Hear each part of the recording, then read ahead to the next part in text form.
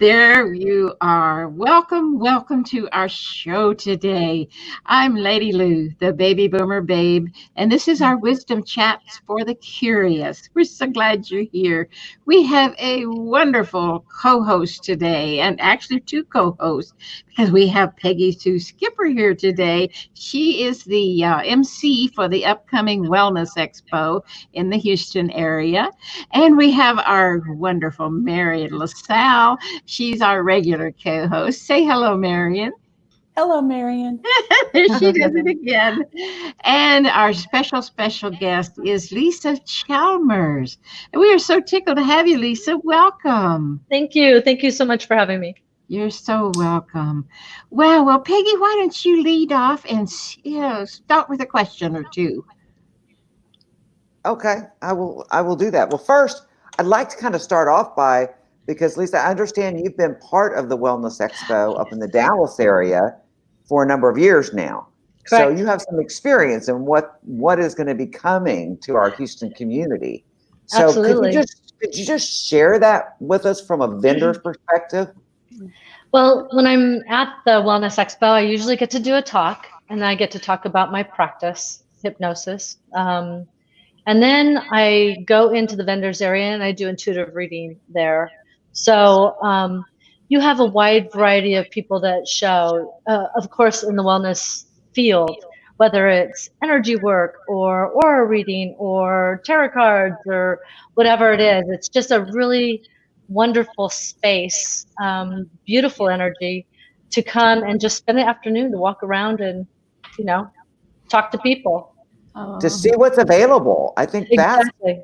that's, to meet people, to feel the energy between, you and, whoever's offering a service, and vice versa, because I've always said, no matter who you are, you don't align with everybody as far as a client Absolutely. relationship, and that's okay. Different people, but to be able to meet face to face with you and hear what you have to offer and get a sampling of what you can offer, I think is so important. Yes, absolutely. It's just a beautiful time. You get to know all the other vendors, and we all consistently are in the same area. So it's almost like twice a year we get to see the people that are coming from all over Texas to, whatever their specialties are. But we get to then, hey, how's it going? And how are the kids? And it becomes a real family environment. There's everything for everybody. From, creating your own maybe essential oil, which my son loves to do, or just getting massages, crystals. Sign me up for the massage. Yeah, such an amazing event. You guys are doing a great job of the diversity of vendors. So there's not 20 CBD people, or you really balance it nicely. Perfect. Wow. That's Because awesome. Felicia does the show in Dallas twice a year. So maybe we can get that in Houston soon. That's too. what I was hoping too. Yeah, maybe we can get twice a year. Wouldn't that be great? Yeah. I love expos. I love when people get together. I used to go to an internet marketing conference twice a year in Atlanta. And just like you said, I wasn't a vendor, I was a participant, but I saw my friends twice a year. I got to catch up with the vendors and the teachers and all the different things that were going on. And it was like old home week. And when they stopped doing it, it was like, I miss my friends. It's hard to keep a community together, build a community and sustain a community, unless you have, that kind of experience where you can get the community together. Then it becomes stronger.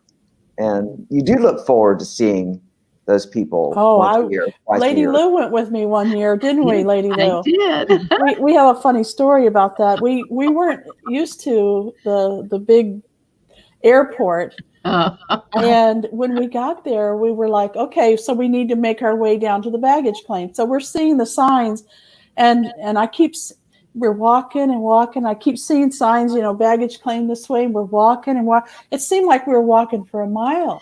Finally, I was like, we have been walking forever. What's the deal?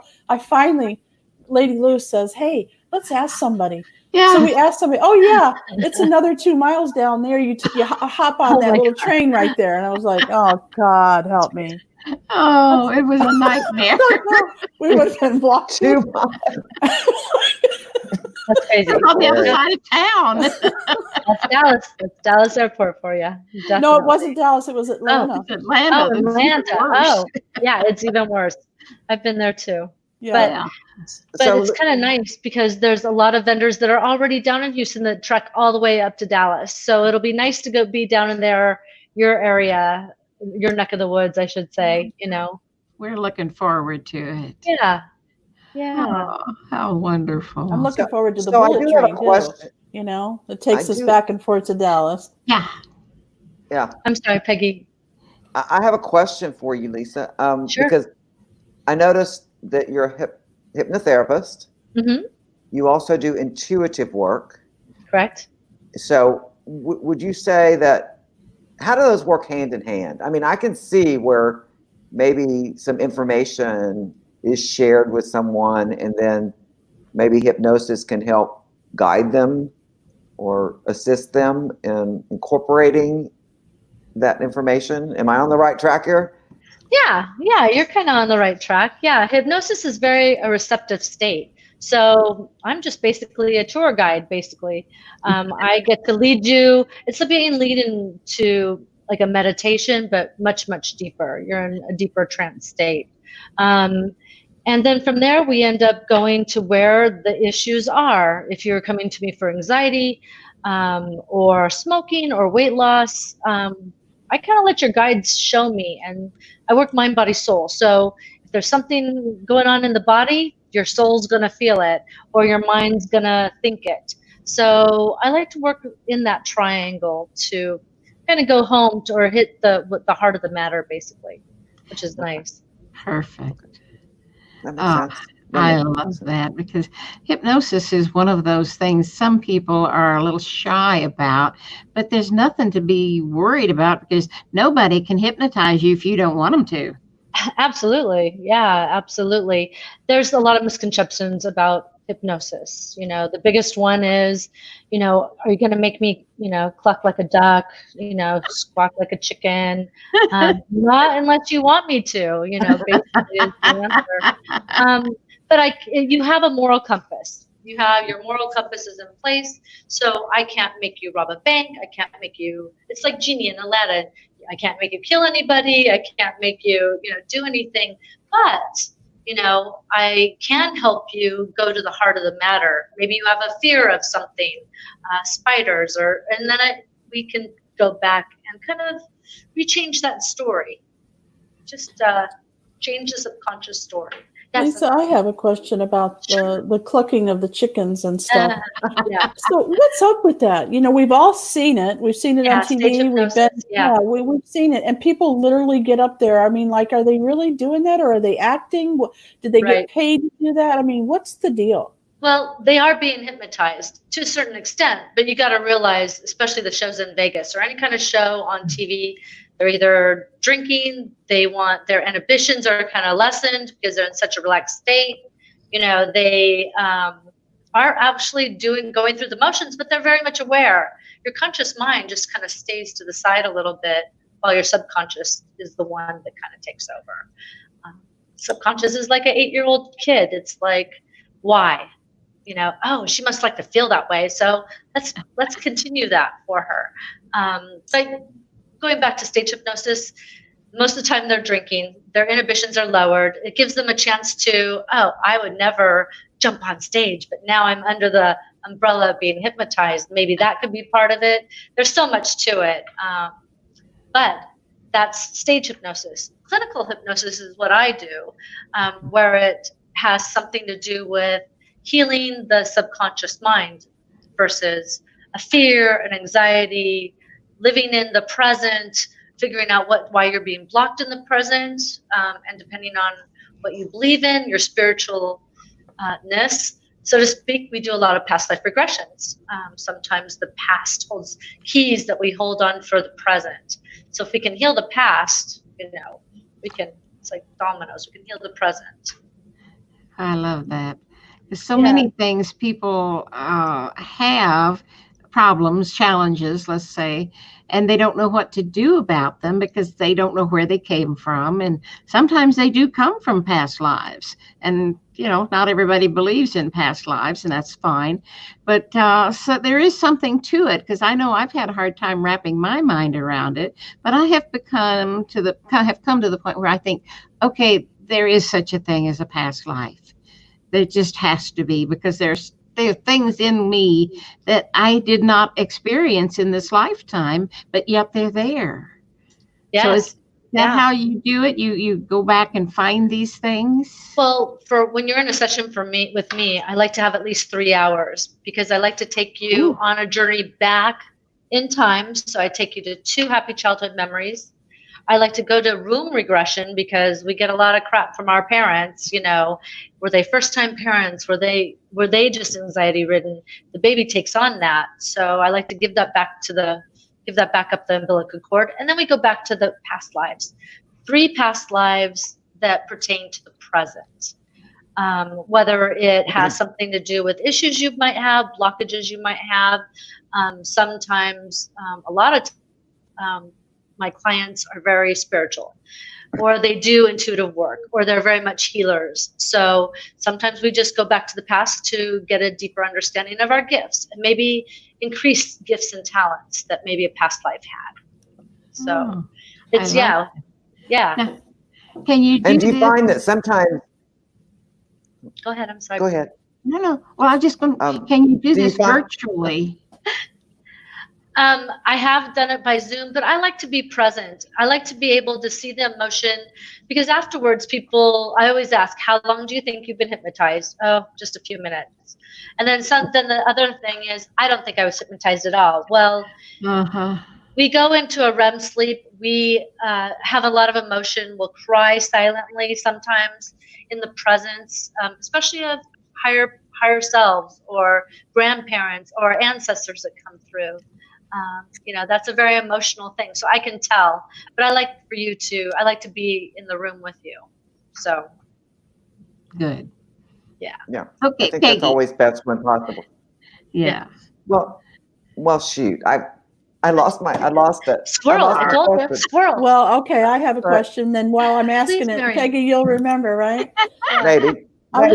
I want to talk about sleep a little bit. So I've been hypnotized. I've had the past life regression, all that.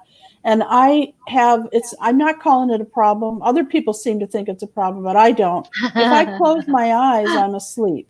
Okay. And so if I'm amazing. driving, I need to keep my eyes open, of course. But Right. if I'm coming to like a railroad crossing, I can't just say, well, let me close my eyes for a minute and rest, because next thing you know, they're, hello. Yeah. Are you okay, lady? Really? Wow. So I don't know if I can get hypnotized while I'm in a deep sleep like that.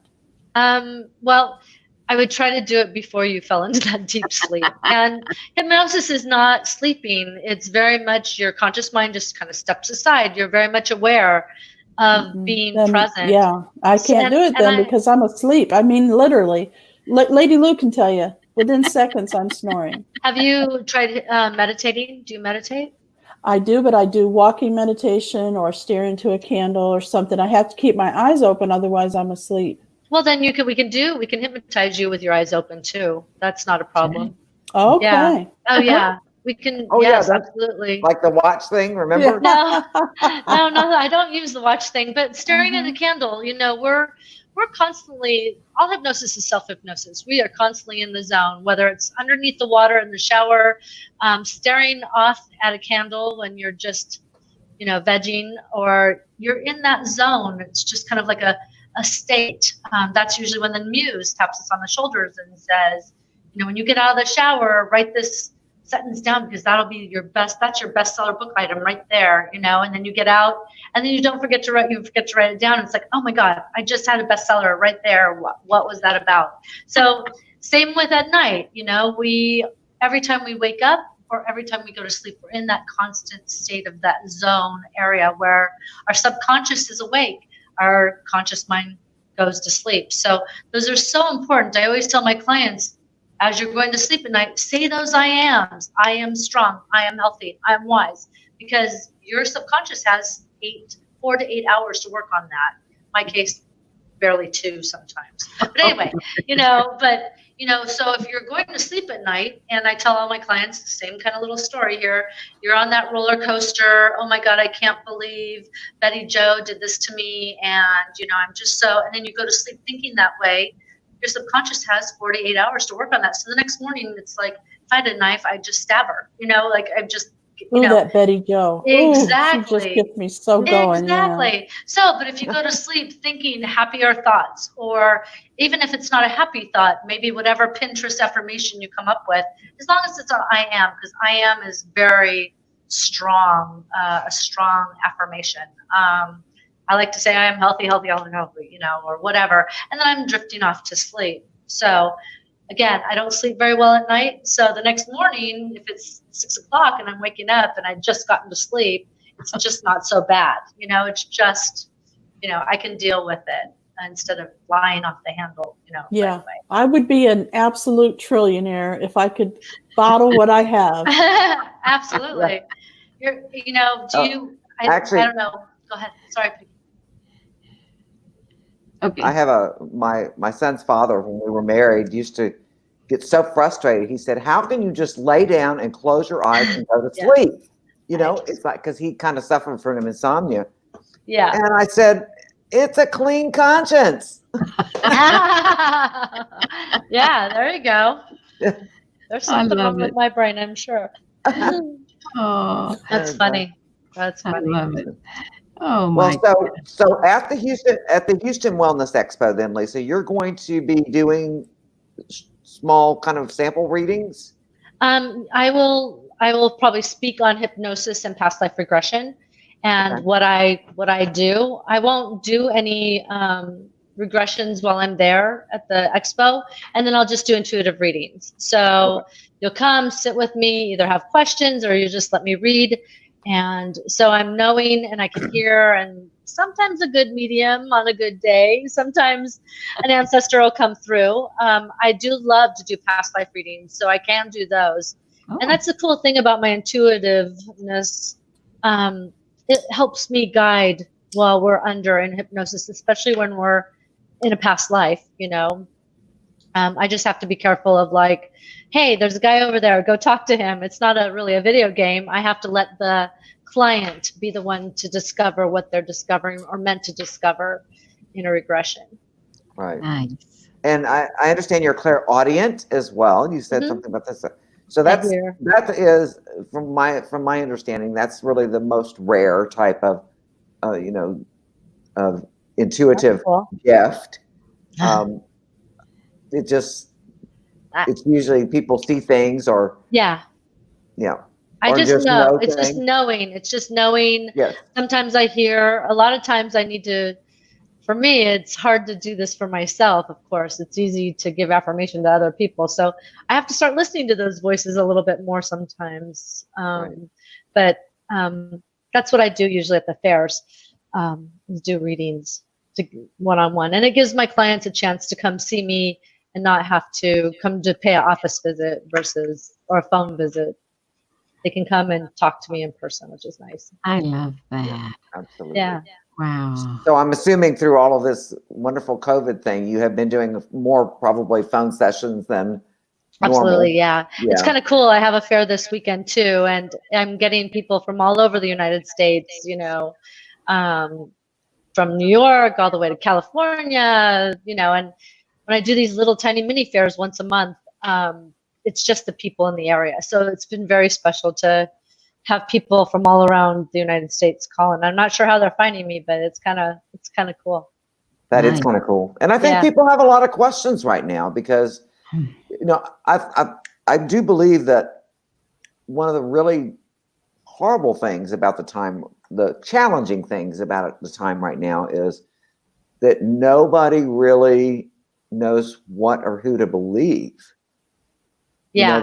There's so much confusion over what's real news and what's fake news. And, it's really, it can be very challenging. Yeah, absolutely. And I think that's true for all of us. And so I'm wondering, I mean, I've had people talking to me about that, asking questions about that. How do I know when somebody tells me something, how do I know if it's true or not? I think you have to just trust your own intuition, your own gut feeling, your own moral compass, basically. Well, I know that. I'm sorry. Go ahead. I said I would agree with you, but I've seen some people agree with things, and I go, boy, that just, red flags and bells are going off for me. That doesn't feel right at all, Exactly. So that's why that's why I've been telling my clients too. If you want to clean 20 closets, you go clean 20 closets. If you cannot even function, and in the beginning when we could barely get out of bed, some people were day drinking, some people were just Netflixing it, constantly catching up on series.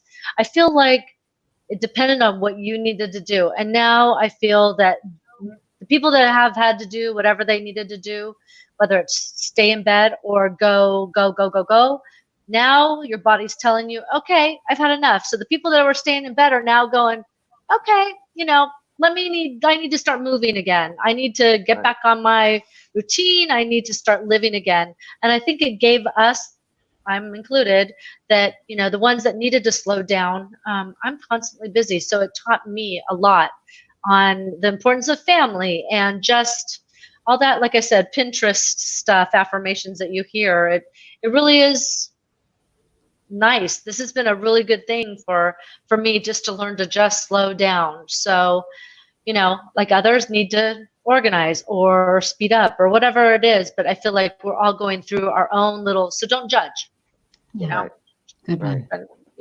Important. Yeah. Wow. That is so beautiful, Lisa. I just, thank you. I admire everything that you're doing, because I think I've told you that I'm also a hypnotherapist, but yes, I don't get into the intuitive stuff as much as you do. I wish I did, because I channel a lot when I'm doing hypnosis. I don't know where these answers come from. Exactly. Things. It's just kind of fun. I've always enjoyed it, but you just go so much deeper with this intuitive stuff. How did you find out about that you could do it? I've always been intuitive. I used to freak my mother out all the time. And then I'm a Northern California girl. So I grew up in the Berkeley area, and I would go, there's a little psychic institute. Now it's a big psychic institute in Berkeley, California. And that's how I started. And then, school, family, everything kind of got out of the way or in the way.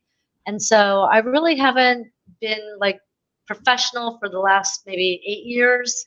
Before that, I was just taking classes. So I'm a Reiki master.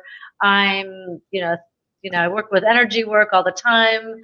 Holistic sound healing. I've done different things. So now it's just the Lisa. Now I just kind of, it's whatever Peggy says or Marian says or what you say, Lady Lou, and we put it together and we take our dogmas, and that's how we save the world. We go ahead and just I'll take a little bit of what you said, take a little bit of what I said, and then we just kind of come together. But I feel like these youngins these days really kind of need our guidance, I wish I would have been super intuitive and stuck to it when I was younger, or really practiced it, because practice makes perfect, right? So I'm so happy to be able to deal with all these college students and young adults that are just trying to figure out the energy of the world out, and if I can help, it's beautiful. It's really kind of nice. Yeah.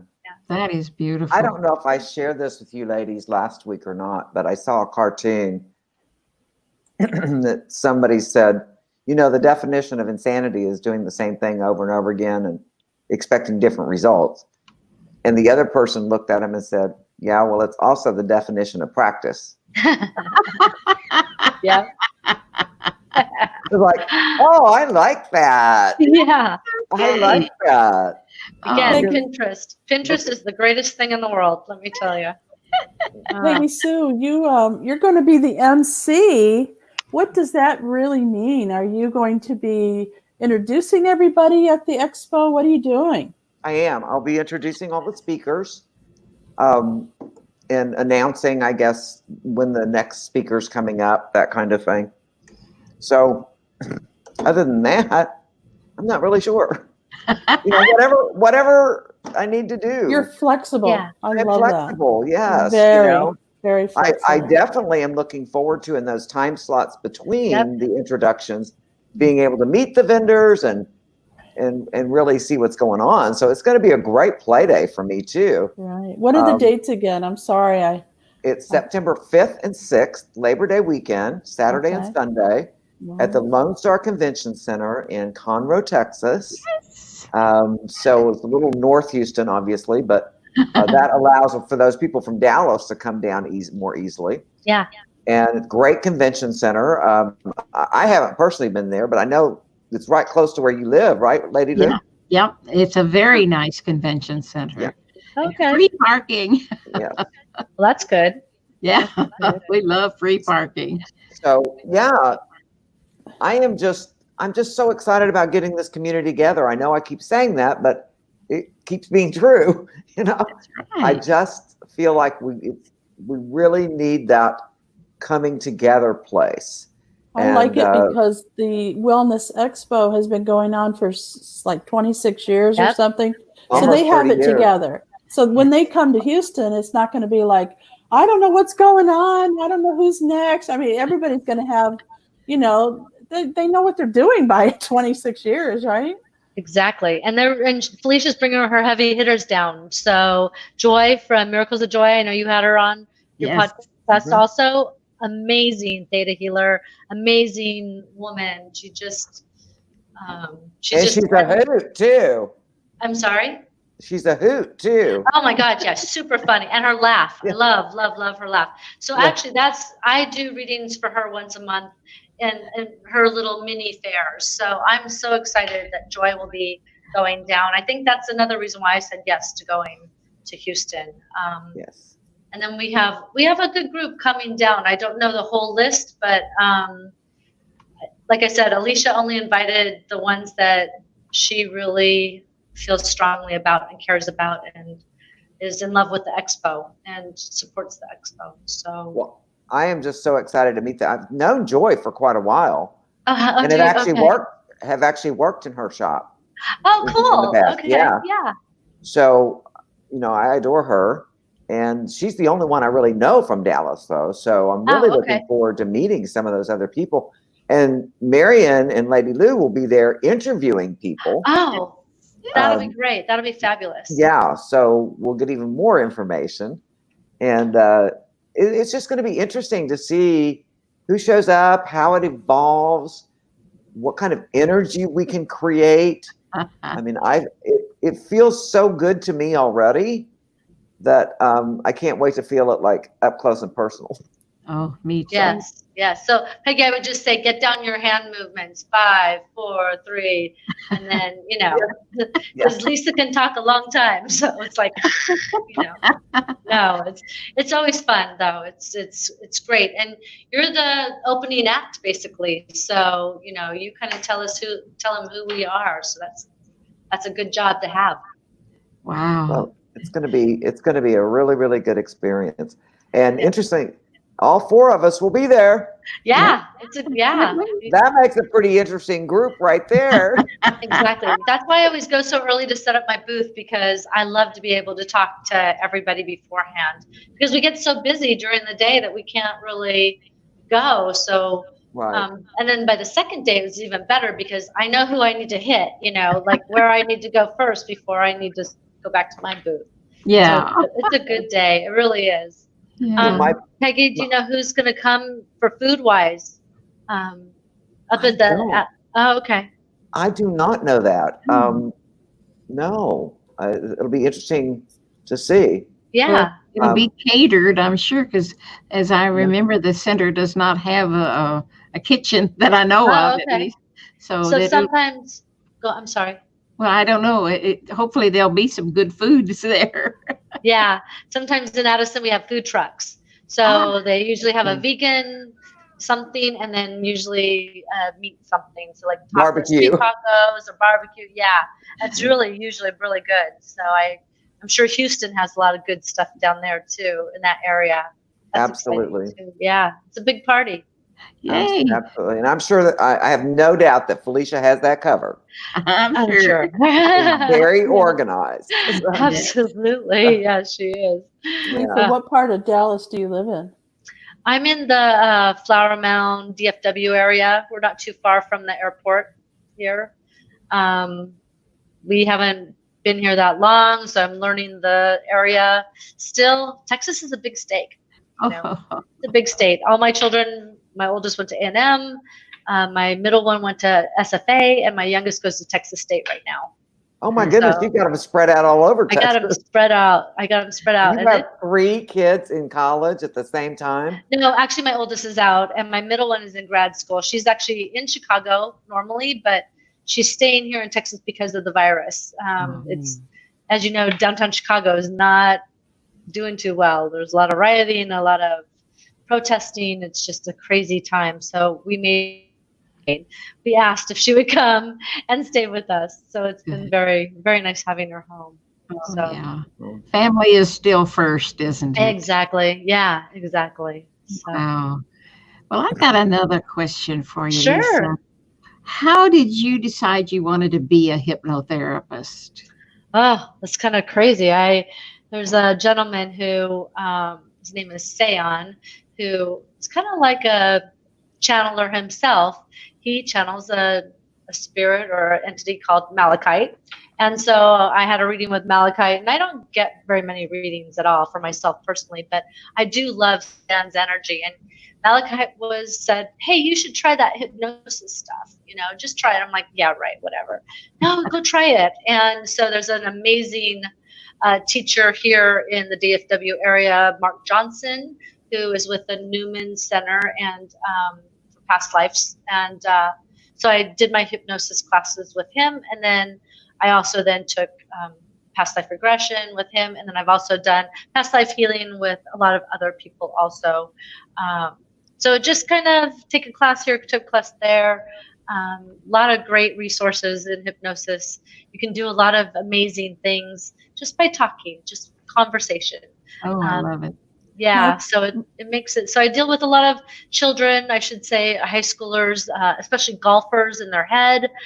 Everything time you have to be in your head. So again, just talking to someone gets them out of their head for even just an instant and puts them in that zone, My question is, sure. I really want to know, I should have been a psychologist or maybe even a psychiatrist, because I have this need to know what's going on in here, in yours too. I want to know what's happening in your brain now. Why are you thinking that?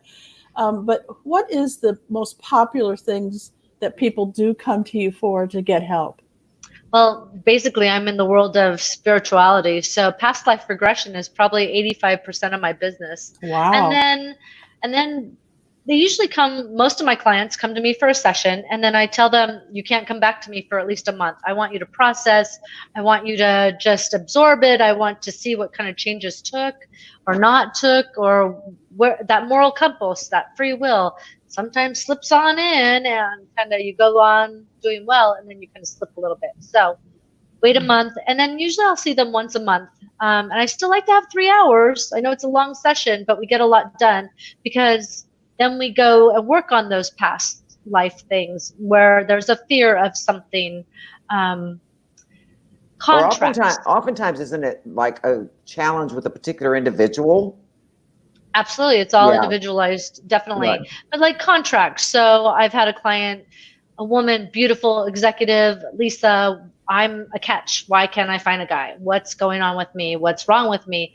I don't know. Let's go see. So we go back to a past life, and she was a farmer, and her family was being transported or coming across from, I think, Scotland or Ireland, and the boat sank, lost his whole family. So he says those crazy words, I'll never love again. So for some reason, it gets hooked up into our DNA. The subconscious mind is a big recorder, and so records all that. So here's, Betty Jo, and she can't find a man. So sometimes when you just look at that, you can give it back to the past. It's like very subtle, almost like dominoes. Oh my God, I should be really angry now, but I'm doing okay. Or like my friend or my client. I thought she'd be married in a year. She was married in like 3 months. Like, it's crazy. And now they've been married like, 5 years now. So it's just how to release those blockages within you, And then, just like you had mentioned, Marian, maybe I can't be hypnotized. Everybody can be hypnotized. It's just how to do it. Maybe your critical thought is you're too focused on something. Well, it's my job to say, hey, move your conscious self aside so that your subconscious can come through. And sometimes it's going back and just finding a guide, finding an angel, a guide, or ancestor that will help take you back to where you need to go. Wow. Yeah. Nice. It's fun. It's fun. I find past life stuff very interesting. And I heard somebody say one time, right. Everybody was Cleopatra or, whatever in a past life, Yeah. And it's like, well, that there is a certain energy with certain past historical figures that can sometimes explain things in your current life. And because you know about the energy of that particular historical figure, that may explain certain things that are going on with you. Exactly. So I don't know if that. And I feel like we have a lesson to learn, and hell can be here on earth sometimes because we're constantly learning lessons. So maybe, I'm an alcoholic, Betty Sue's an alcoholic, but the universe looks at us differently. I'm a different kind of alcoholic. Maybe I like just whiskey or vodka versus whatever. The universe does that so that it can figure out. It learns too. The universe learns. So again, I will experience it so much differently than Betty Sue will. So that's why I think, and then we grow from that. If we can, maybe I go to a rehab center, I become, not an alcoholic anymore, or I'm constantly working on my alcoholism but I choose to do that. So if I can get off that roller coaster, then the universe is like, oh, she's growing. Oh my God. Let's give her a different challenge. Let's keep going,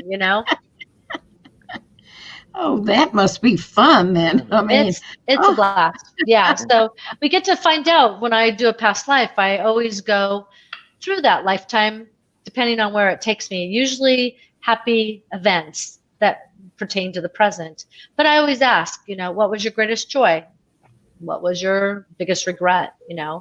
It's amazing. Even the best of people still have regrets. You were a good person. You did a lot back then. Well, I regretted not spending enough time with my family, or I regretted whatever. Well, tell me, how is that equating to Betty Jo here in the present? What is she supposed to be learning from this? Can you help her with this? And sometimes they'll help you. Sometimes they're like, nope, just got to do it on our own. So it's, exactly. So it's amazing. And the cool thing about hypnosis too, and especially doing past lives, is we have these spiritual people, but we come from different dimensions. So, sometimes, I don't have any legs. Scan your body up. I'm just a blob of energy. Okay, that's really great. Tell me about your world, or if you had to pretend or imagine, what do you think's going on? So it's interesting. I have to stay open, to different dimensions, aliens, magical creature, it's super, super exciting, and it's always interesting, definitely. And I just want to say, I applaud you for, what you said about telling people don't come back for a month, because I think that time, I call it percolation time. Oh, I love that. I'm going to steal that one. Yeah. Percolate a little bit. Yeah. I like it. Percolate, let the information percolate. And then sometimes you'll see things, but I see people run from this reader to that reader, and they don't even give the information time to settle in. To process, yes. And so I really just want to say, good for you. That's the second time I've heard something like that in the last week. Lady Lou and I are in a class with a psychotherapist, and she says no matter what's happened, good or bad, you need 72 hours minimum before you talk about it, before you do anything about it, before you react. You need that time to, figure it out. And I thought, talking about people that are fighting, like, one person wants to talk about it until it's dead, and figure it out right now. And the other person's like, I need to chew on it. Okay. Can you just give me a break? That kind of stuff. So I really liked that advice. That's really good. That's ringing true to me. Yeah. Lady Lou, you wanna introduce Peggy Sue's time now? Yes, because we do a special thing on these shows, Lisa, Okay. where Peggy Sue takes us out at the end of the program with a beautiful meditation, and Marian puts up a beautiful picture for us to kind of look at until we close our eyes.